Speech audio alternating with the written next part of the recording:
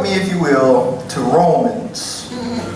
Romans chapter 1.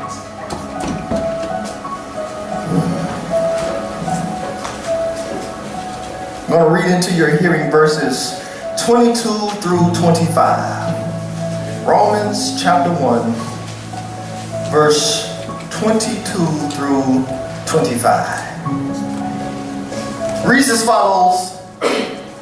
Professing themselves to be wise, they became foolish. I almost want to preach that point right there. Before you opened your mouth, you was okay. Never mind. Professing themselves to be wise, they became fools and changed the glory. God help me here. They changed the glory of the uncorruptible God into an image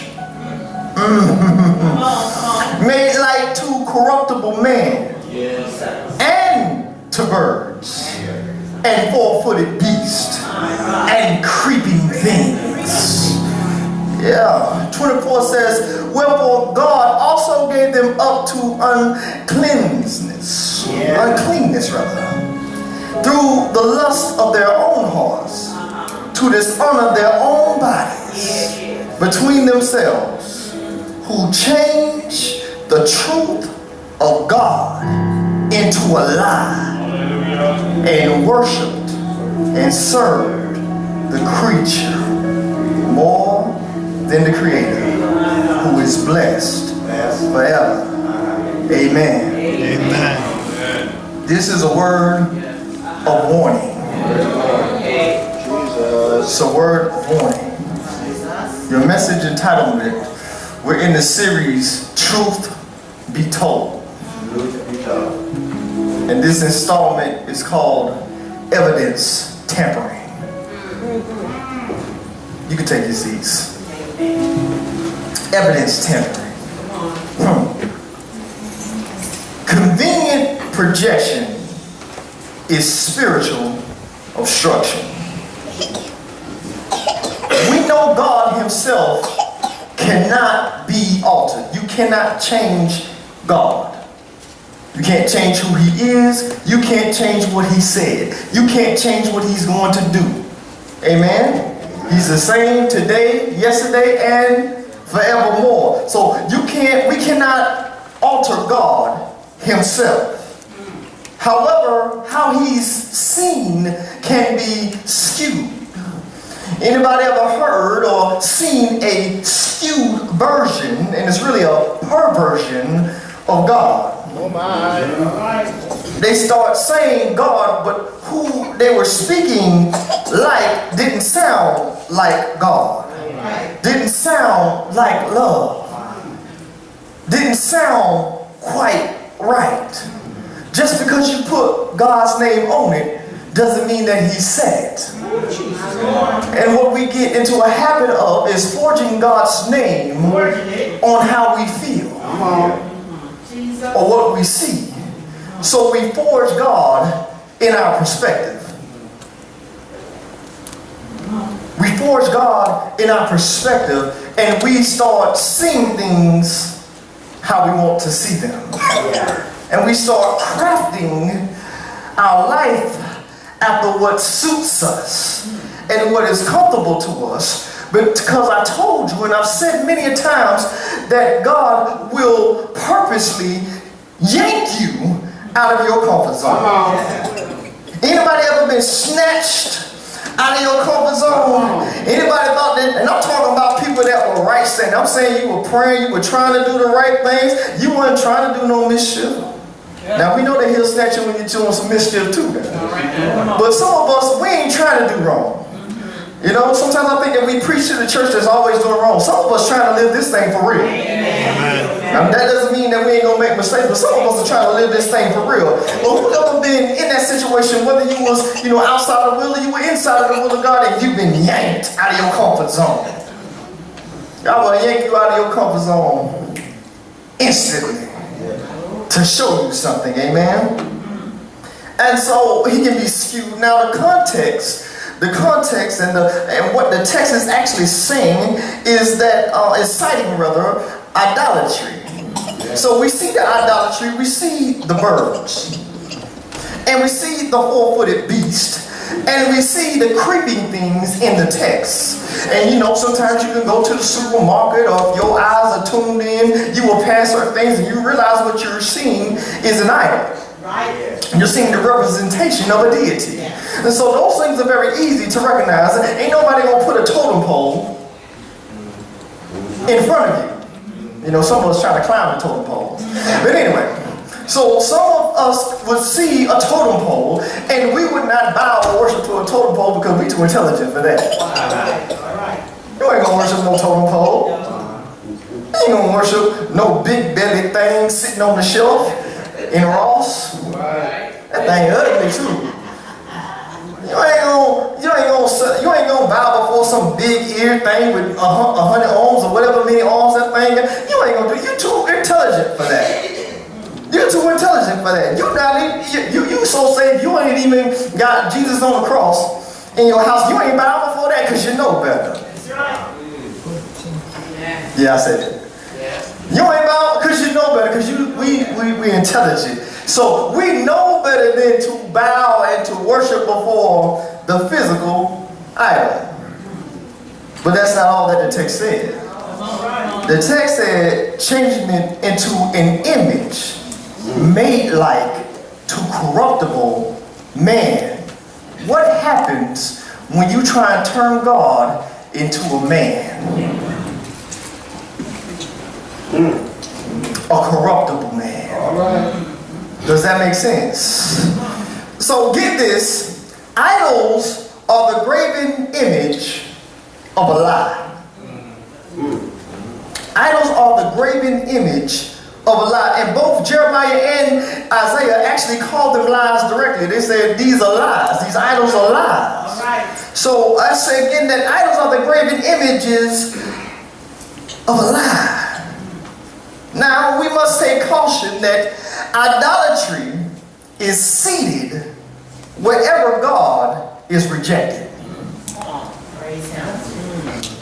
Idolatry is seated wherever God is rejected. Whenever you start rejecting God. Now, many of us, again, we think we're too intelligent to reject God. But when He says to do something and you say no, you just rejected God. Every time you tell God, not now, you just created an idol. Never mind. When you reject God, you create an idol. Because now you're not serving God, you're serving corruption. Wow.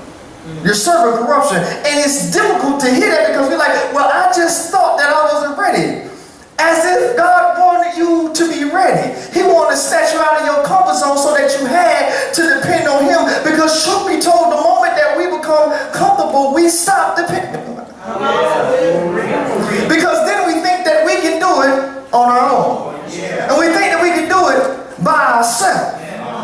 And then we start misplacing God. And we start displacing God. Here we have fools altering the evidence of glory and truth into an image and a lie. That's what the text is telling us. So image and a lie. Truth be told, profession only holds the weight of its source. I said profession only holds the weight of its source. So if you make a profession and it comes out of doubt, that's how much weight that it holds. So just because you are a believer and you have made a profession, if your profession does not come from the source called God, then it only holds the weight of the source. Yes, sir. Where did your profession, let me say that one more time because there's double meaning in that. There's a metaphor meaning in that. Where did your profession come from? All right. Where did your profession come from? Where did what you say come from? Because you can so-called praise God out of natural fear. Praise Him. Because sometimes we find ourselves in church on the premise that we don't want to go to hell. Right. You can't be in a relationship because you're scared to be alone. Oh, y'all ain't hearing me talking. Y'all ain't hearing me talking. I said you can't be in a relationship because you're afraid to be alone. That's good. You got to be in a relationship because you want to be in a relationship. You want things to be mutual. You want there to be an exchange there. You want love. You want to give love. You want reciprocity. Yeah. Not pimpology. You want reciprocity. So when I get in a relationship with God, I'm not in this. I don't know about you. I got to talk about myself. I'm not in this relationship because I'm scared of going to hell. My God. Come on. Matter of fact, let me say it like this. I ain't even scared of hell. Come on now. What do you mean? How can you say that, Pastor? When I have given my heart to the King and I believe that He's going to take me to where He is, whom should I fear? Whom should I be afraid of? What should I be afraid of? God does not give us the spirit of fear. What you afraid of? Look at somebody say, what you afraid of? Now I know that that's not correct English. That's all right. That's all right. I know that you should say to your proper speaking neighbor, what is it that you are afraid of? So if your neighbor looked at you crazy, you might want to turn to that neighbor and say, what is it that you are afraid of? But for the rest of us, what you afraid of?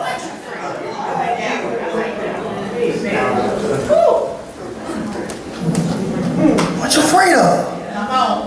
Now furthermore, truth is eternal. Yeah. So since truth is eternal, that must mean that lies are perishable. All right. Truth is eternal, so lies must be perishable. Proverbs 19:9 expresses a false witness will not go unpunished. And he who speaks lies shall perish.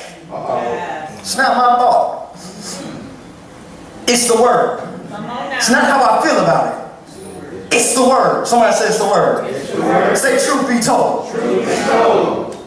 Now, by the way, this is kind of a side note. God does not need to be rebranded. God does not need to be rebranded. God is the answer. He does not need to be rebranded. We don't need to repackage God. We don't need to modernize God so that He fits in today's society. All right. If He has to fit in today's society, how can He reign over it? You want to make a millennial God? Never mind. We want to serve a millennial God. We want to serve a God who's in fashion, who's cool. You know, Thai word, sauce. Whatever the little vernacular is now. My God got sauce. I understand. I ain't knocking with your understanding of it. That's not what I'm knocking. I'm saying when we try to formulate, we try to create this God in our construct.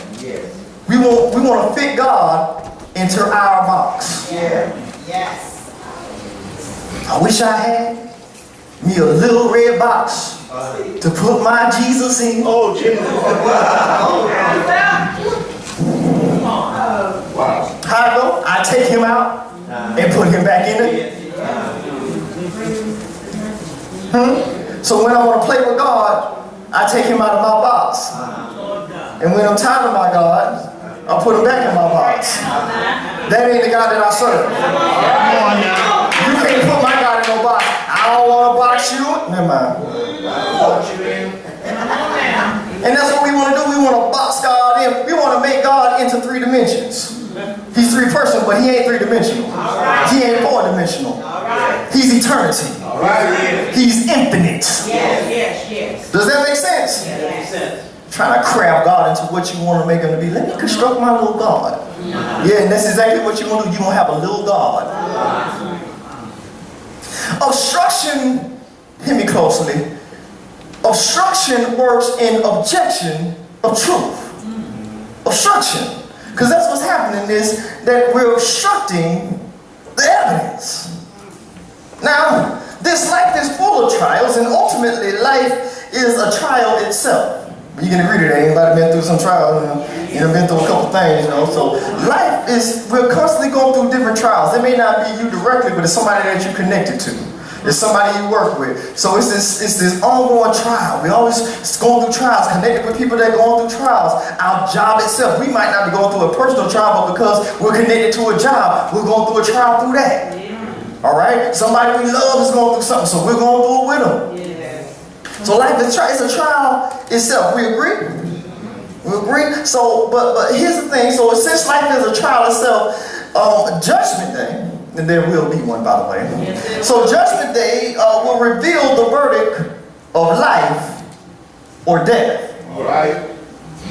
Therefore, life is an official proceeding. I'm setting up my case. Life is an official proceeding. Everything that you do is being recorded.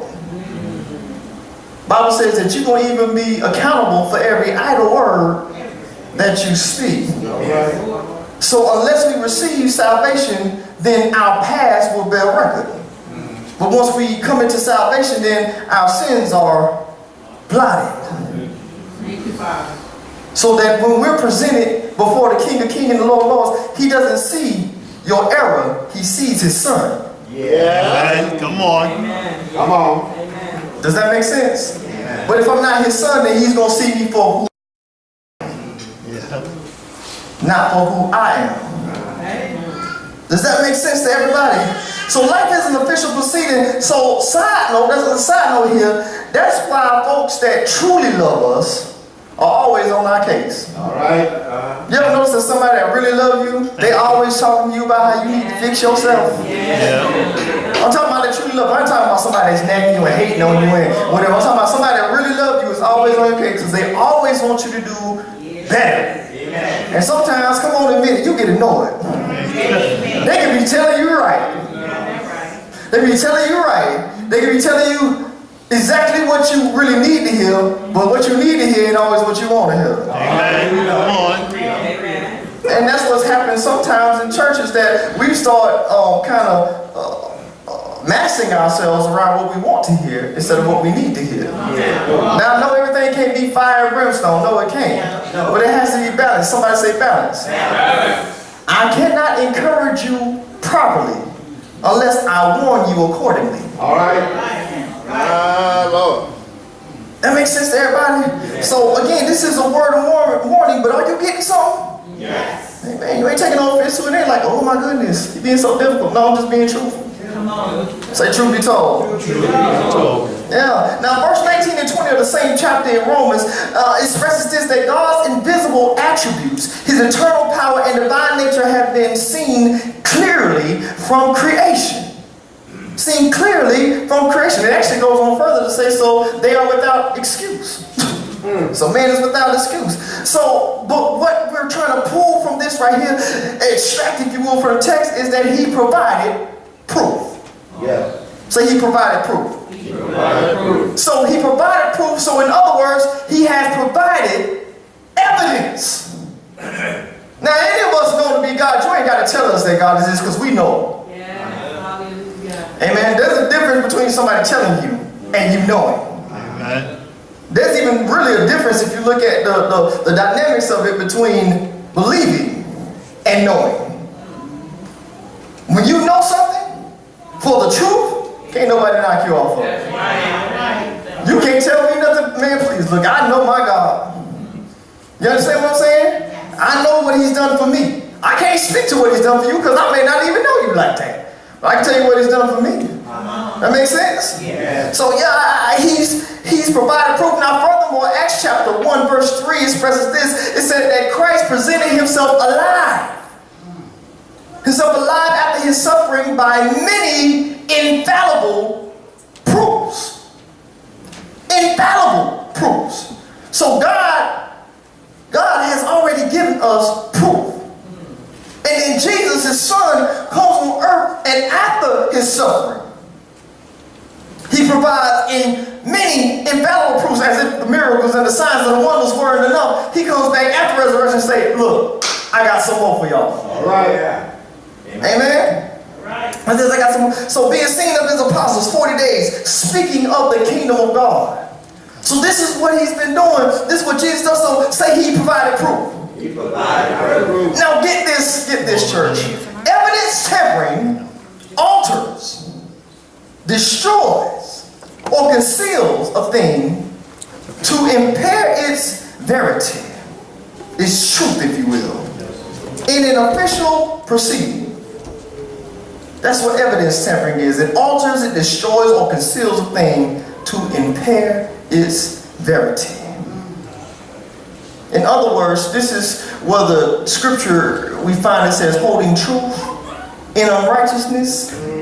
If we would read that as suppressing the truth. Because the truth is the truth. But if you don't know it, I can keep it from you. Jesus. Truth be told, I can keep it from myself. Because some of us know the truth.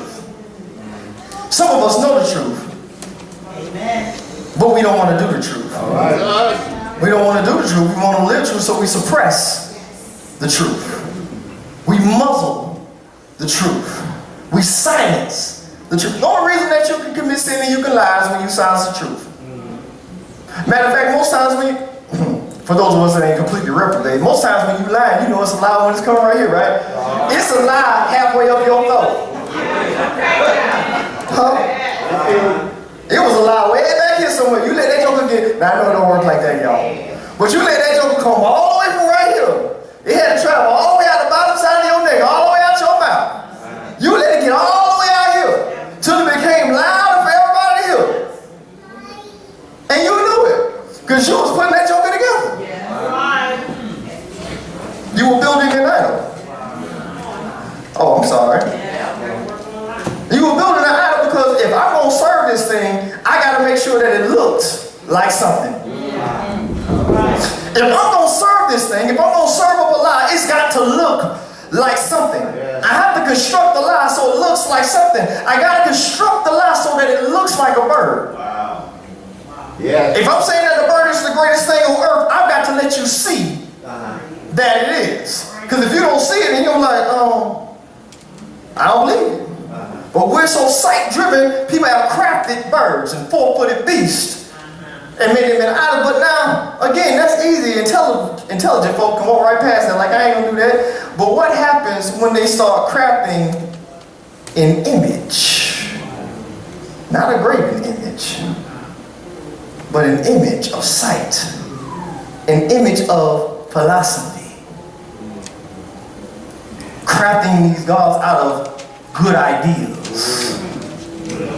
Crafting these gods out of what seems good, what seems right, what seems profitable. Amen? How we do it and why we do it is because we really want to, we don't, our natural bodies, our natural mindset doesn't want the truth. All right. You know it now. It wants to serve itself. That's what we really want to do. We really want to serve ourselves in our natural state.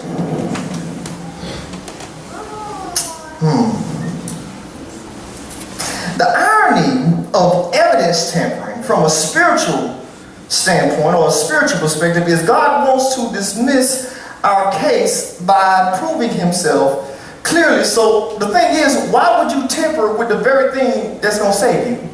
Come on. Why would you tamper with the thing that's going to save you? So every time we try to change glory into an image, we're tampering. And every time we turn truth into a lie, we're tampering. You only have the truth because God provided the truth. Come on. And when God gave you the truth, he was trying to dismiss your case so that you could be free for real. But when we tamper with evidence, we're damaging the witness. We're damaging the witness. Does that make sense to everybody? So what I'm doing is basically working against myself. I'm working against my own progress by telling myself lies, by receiving lies, by letting people fill my head up with nonsense, by filling my own head up with nonsense, that I have the power to change myself. I have the intelligence to make it myself. No, you don't. No, you don't. You may think that you do, and it'll feel good, won't it? Yes, it will. It'll feel like you done made it. It'll feel like you're on top of the world, but I told y'all about them feelings. All right now. Come on, come on, come on. How do you define real? What you can taste, what you can smell, what you can see, right? That's just signals that you interpret in. Yes. You touch this, I touch this. That's real to you? Because you can touch it? It's interesting how we do that. God is real and you can't touch it? No mind. Oh, we'll try and handle him in a minute. We'll try and alter him in a minute, and he cannot be altered. Say he cannot be altered. He cannot be altered. Objection to the truth. Hear me closely. Objection to the truth cannot sustain life. Some of y'all will catch that everywhere I just mentioned. Objection to the truth cannot sustain life. You know when you're in the courtroom and objection, sustain and all that good stuff? So objection to the truth cannot be sustained. It's going to be overruled. Truth is eternal. Lies are perishable. Objections will be overruled. God is the creator and sustainer of life. We agree with that? God is the creator and sustainer of life. When we reject truth, we invent convenient projections. Actually, they're inconvenient projections. But we create these projections that are convenient to us. They're convenient to us. They make us feel good. They're comfortable. They're comfortable. Now, let this be known. We invent these convenient projections, or, which is kind of the same thing, we devise replacements. So we take glory and we try to replace glory with an image. And we take truth and we try and replace truth with a lie. Yes. Because I got to live in something. Never mind. I got to live in something. So I don't want to live in this truth, but I got to live in something. And the only other choice that I have is the lie. There ain't no in between. It's true or it's a lie. I'm going to work with y'all on the difference between truth and believability next time. Because there's a lot of things that are believable, but they ain't true. That's right. Come on. Some of us have been caught up with that. I believed it, but it wasn't true. True. That's right. That makes sense? So over here, get back on top of here, is that comfort, success, and power can and do act as idols. Comfort acts as an idol, success acts as an idol, and power acts like an idol. Because serving the creature more than the creator includes ourselves. So we'll serve what's comforting to us. Yeah. For some of us, it's food. It's comfort food. Sir? Anybody? When you've been upset, all of a sudden you had an appetite. All right. I just want to talk to some normal, real people up here. You had an appetite, and I don't want to get into all your little nuances. I'm coming down your street. You got an appetite for something. Come on. Oh, you got something. Don't make me come down your block now. I'm knock on your door and kick it down and come down your hallway. But anybody find themselves upset, feeling some type of way, and you took something for your comfort. Yeah. You took some food. You took some substances. You took some contact. Anyway. All right. So when you're trying to serve yourself, you always try to feel when you serve yourself, you always try to feel yourself. All right. When you serve yourself, you're always trying to fill yourself. Never mind. It's crazy what we do. Now hear this. Seeming good isn't enough. Seeming good isn't enough, and sounding good, this is my favorite point right here. Sounding good isn't enough either. All right. So it may seem good, and it may sound good, but that does not mean that it is good. Right. Now, God sets the tone. But some are trying to alter the tone.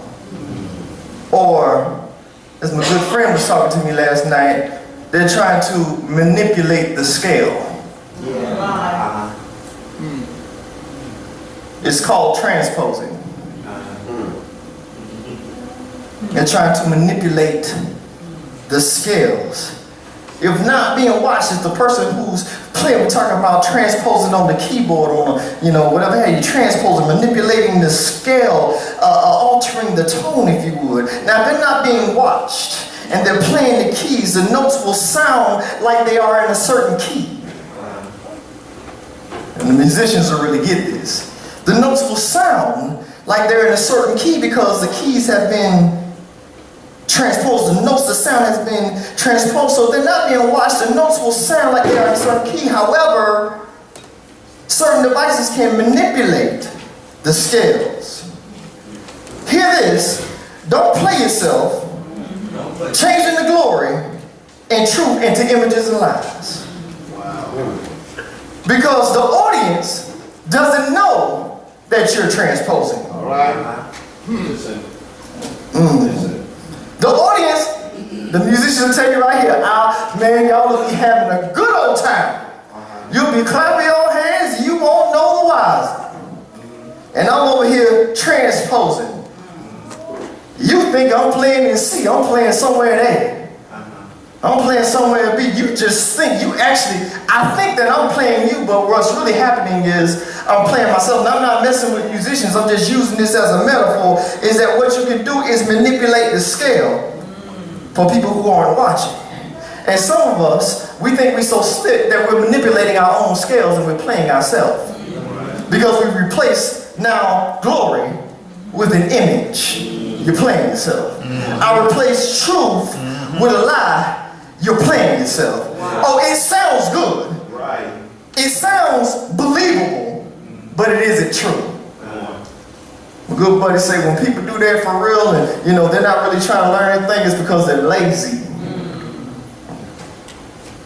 Because the truth is not easy work. It's not. And some people say lies ain't easy. I don't know about you. I've been a liar. Lies easy. Hey, please, I ain't it's like I ain't gotta try to lie. Now y'all ain't like that, y'all holy and stuff like that, so y'all don't have issues, but lies easy. Please, I can tell you something that ain't true without even trying, okay? But when you have to live in truth, and you have to live in that correction, it ain't that easy sometimes because you want to do the thing that comforts you. You want to do the thing that eases you. The thing that feels good. You want that success. Nothing is wrong with success. Just don't craft it into your God. That's good. Nothing is wrong with power. God sets up kings. There's nothing wrong with power. There's nothing wrong with one position. The Bible says it's a good thing to want the office of a bishop, right? Right. That's power. Right. It's power. Say that's power. That's power. Okay, maybe you don't want to be a bishop. You just want to serve God, right? But you like the Holy Ghost, right? Because the Holy Ghost tell you the right thing too. It brings back to your remembrance all things that God taught you. In other words, the Holy Ghost tell you the truth, right? You like the Holy Ghost? Yeah. Then you like power. Okay. So the issue isn't power. The issue is when you make power, pseudo power, your God. Right. You try to make a lesser power your God because success feels good. Power feels good. Position feels good. But you can't serve your position over serving God. Hallelujah. You can't help yourself. Anyway. That makes sense to everybody? So the truth be told is that, don't play yourself. Because Jesus got the keys. Well played, sir. They'll get it. Now this is a quick side note too, because I said that objection to the truth cannot sustain life. So stop trying to peddle God. All my musicians, that's what my musicians get them to explain to. You trying to hold down God. You trying to hold out. You trying to make that false note last a little longer. I'm gonna sustain. I'm gonna make this lie. I'm gonna hang on to this lie for a long time. Then you hit the sustain pedal when you want to know the ring, don't you? You hold that sustaining pedal. That's what we be trying to do with our lives. We try to sustain them jokers. Nobody really hear what's going on. Nobody see what's really going on. Okay. Oh God, thank you. Lies are a false covering. Listen. All right. Listen. Lies are a false covering. That's why you think nobody can see you.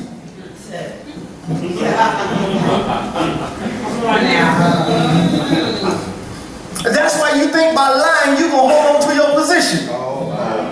You're going to hold on to your status. You're going to hold on to your claim because you got a false covering. No one sees me under the umbrella of my lie.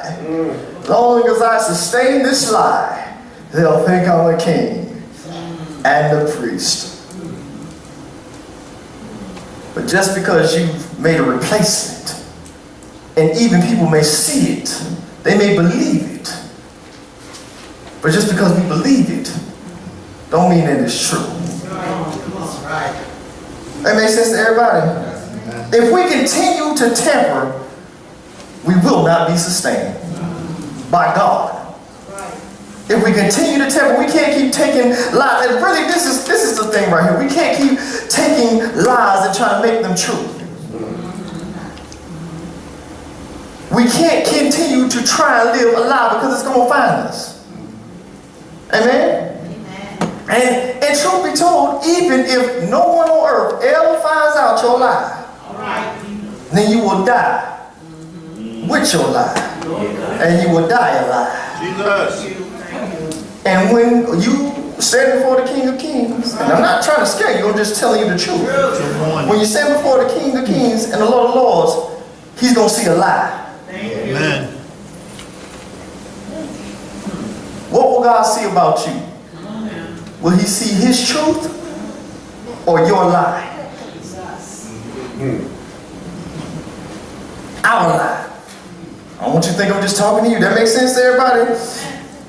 Truth be told, we either take the truth or it will leave us. We take the truth or believe us. So as I was looking at this word, and God was looking at this word, I said, God, this is a harsh word. This is a word of warning where it's telling us we've been changing your glory into an image. We begin to glorify our comfort. Right. We begin to glorify our success. We glorify our power. We glorify the man and the woman of God. We've made man into an idol. Don't you do that to me. Don't you do that. I work for him. You understand what I'm saying? I am not him. I just work for him. I'm doing my best. And if you catch me slipping, tell me and pray for me. That makes sense? So don't glorify me. Don't glorify the image of a man. And that's what we've done. Either the man that we want, or the man that suits our needs, And we put, anybody ever put somebody on a pedestal? You put somebody on a pedestal, we all done it. I don't care who you are. You don't put somebody on a pedestal. You don't put somebody in a bad position. All right? They're out of position. You don't put them on a pedestal and you don't put them up high. You know what I'm saying? Okay, I look up to this person. There's nothing wrong with having role models and things of that nature. But, you know, I look up to this person and we start looking at them as if they're infallible. Whoa, that's where you messed up. In the moment that that person makes a mistake, when they fall, you fall. This is what happened to the angels in heaven. They start looking at somebody who looked godly. Yeah! He was an angel. He had to look, never mind. He can still transform himself into an angel of light. So he had to look godly when he was an angel. Right.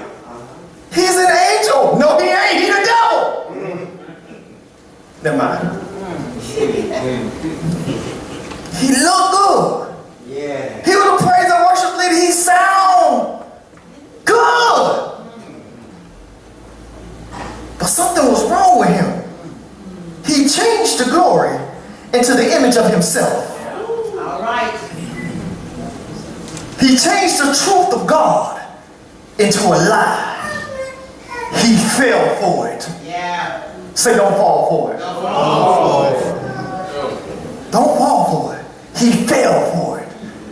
And this is the thing. He didn't fall by himself. Because it was a third of the angels who saw God. You think that an angel who's seen God can fall and you can't fall? Man, get out of here with that mess. I'm talking about an angel that's been in heaven and seen God. And they fell for the lie. You've been down here on earth, barely got a glimpse of God, and think that you can't fall.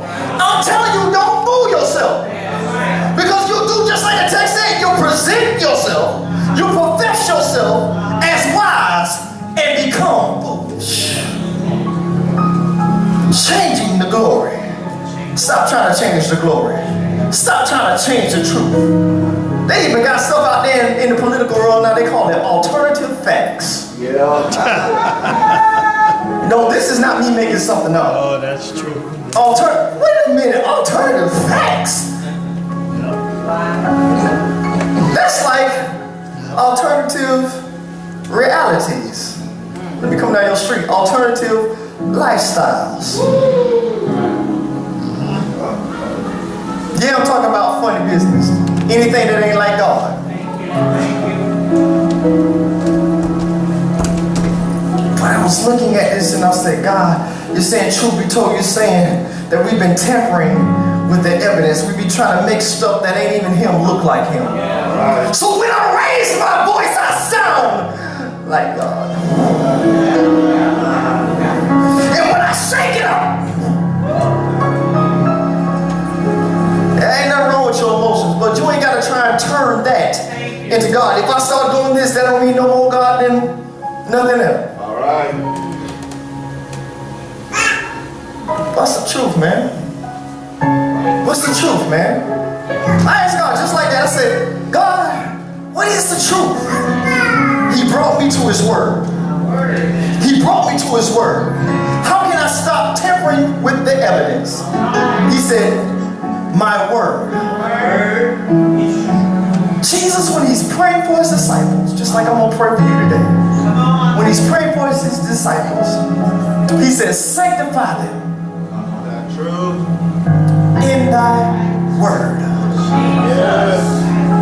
Sanctify them with thy word, for thy word is true.